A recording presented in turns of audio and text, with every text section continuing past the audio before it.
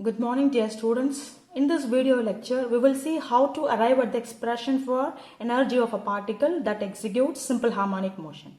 Let's brush up the fundamentals of simple harmonic motion, for which I have shown two examples. One is a pendulum, the other one is the spring.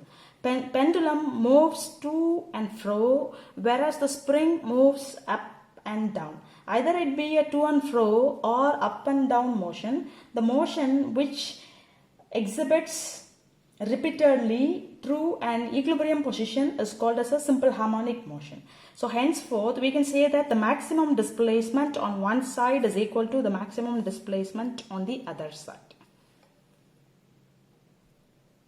Let's get into the expression of energy of a particle which executes simple harmonic motion, for which I have considered a particle m. Let m be the particle which executes simple harmonic motion along a straight line. Okay, so now here let us draw a straight line and let O be the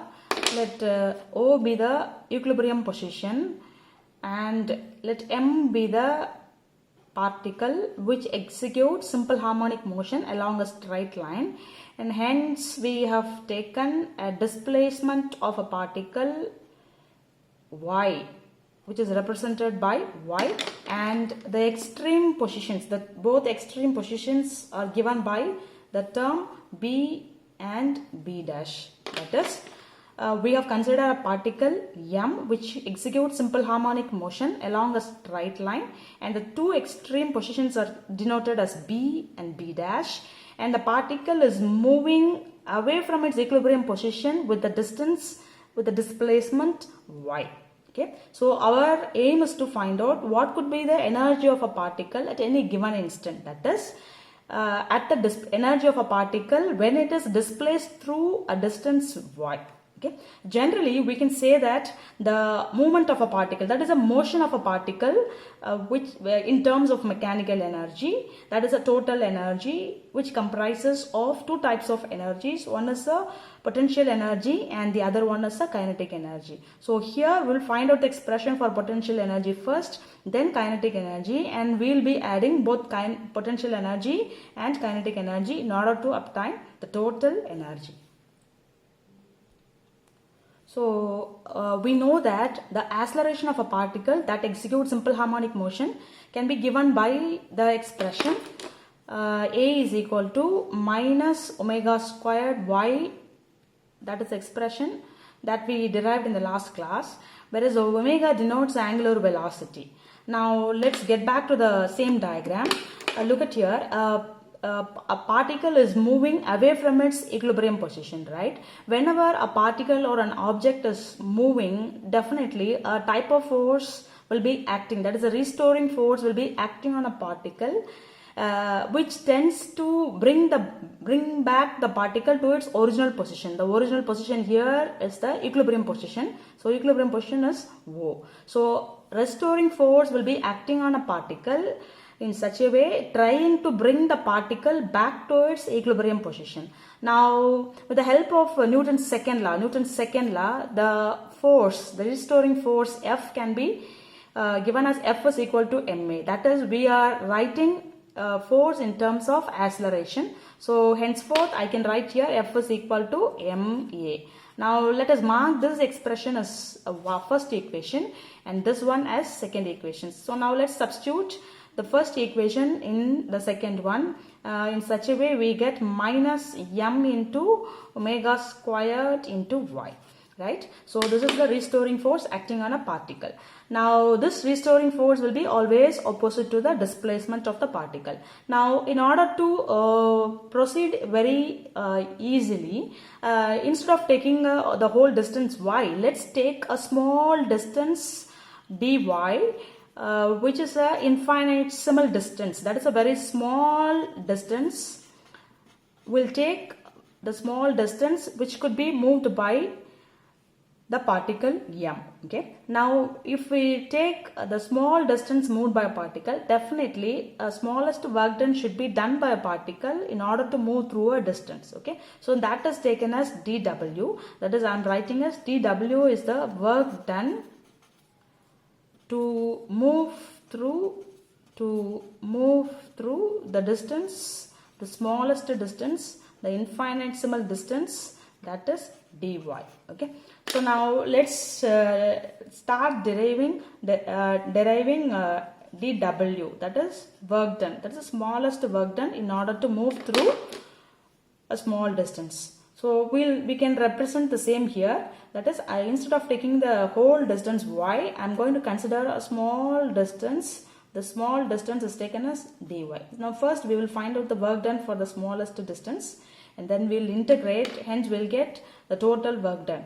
Why we derive total work done is total work done is the potential energy which is stored in a particle. Okay, so now work done can be represented as minus F into dy, because even work is done against the displacement, hence we are representing by minus sign. So F from where? From equation 2. From equation 2, let's substitute minus of minus m omega squared y into dy. Okay, so now this is the smallest work done, but actually we need to find out what total work done. The total work done by a particle in moving through a distance y. Okay, so how to obtain? Just go with integration.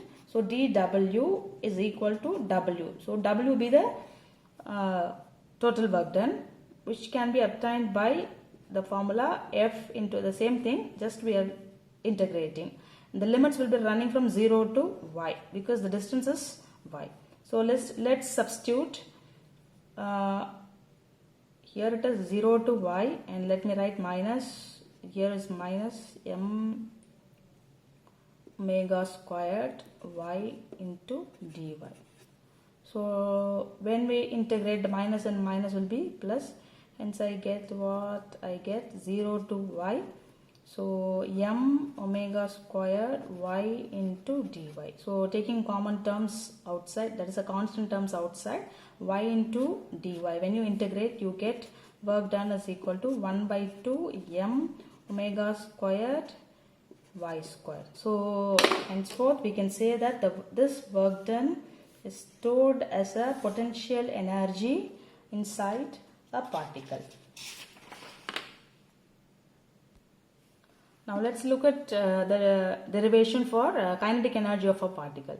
So we know that from the last classes, the velocity of a particle which executes simple harmonic motion can be given by the expression V is equal to a omega cos omega t.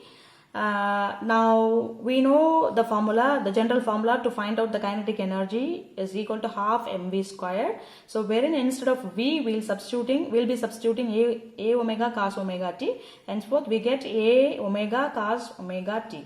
Now I write here, after squaring we'll write a squared omega squared into cos squared omega t. We have a formula. Cos squared omega t is given by 1 minus sin squared omega t. Hence we can write it as half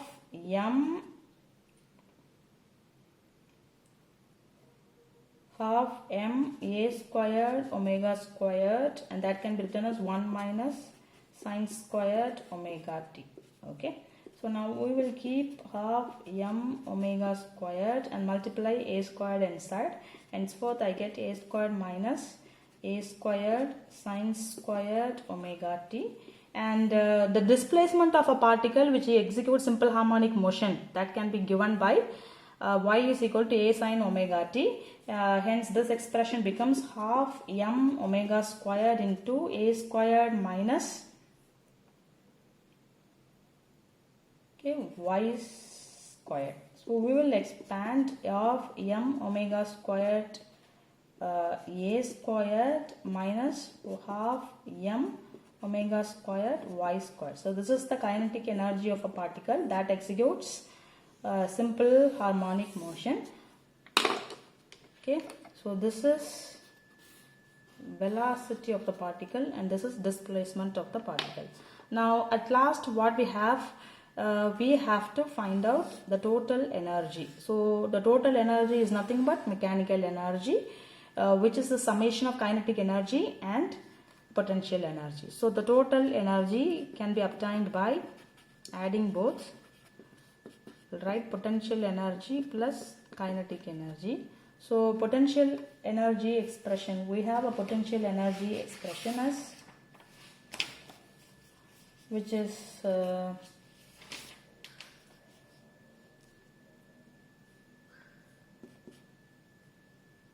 half m omega squared y squared plus kinetic energy is given by half m omega squared a squared minus half m omega squared y squared. So these two terms will be cancelled out, and hence ET, that is the total energy, can be obtained as 1 by 2 m into omega squared into a squared. So this is the the objective, that is the expression for the total energy which is exhibited by a particle that executes simple harmonic motion. Now when we look at the expression, we can say that the kinetic energy, that is the total energy is proportional to the square of angular velocity and its amplitude. So by the law of conservation of energy, we can say that the total energy at any instant is said to be constant.